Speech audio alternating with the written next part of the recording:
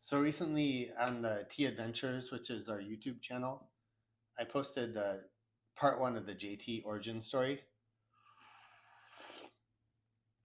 And so I was going to follow up with some more of that story, but here's some of the brief outline or some of the next some daily activities that when I did them every day, when I did all of these daily activities in the day, I felt like even if nothing else had happened, that I'd really accomplished something.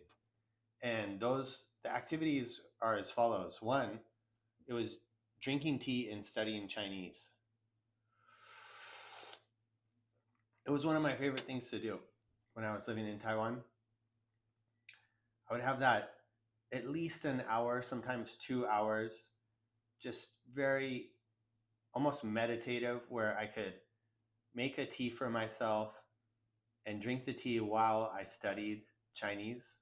I would basically transcribe passages or characters and study the words, the Chinese words. This takes quite a while, at least for me. It took a long time. It was a very meditative and enjoyable process.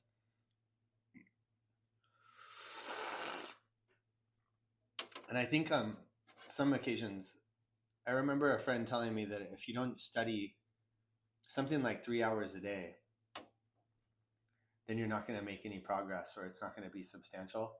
So I think that was my goal, was to study for 3 hours a day, but I didn't always.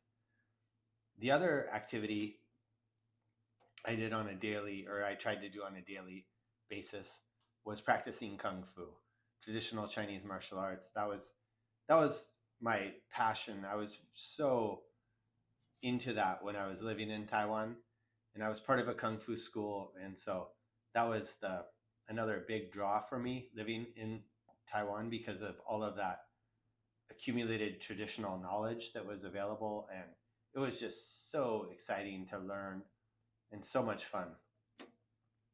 The third thing that I did every day, and this was sort of a health regimen that was prescribed to me from the acupuncture slash fortune teller that I had described in the our origin story on the YouTube channel.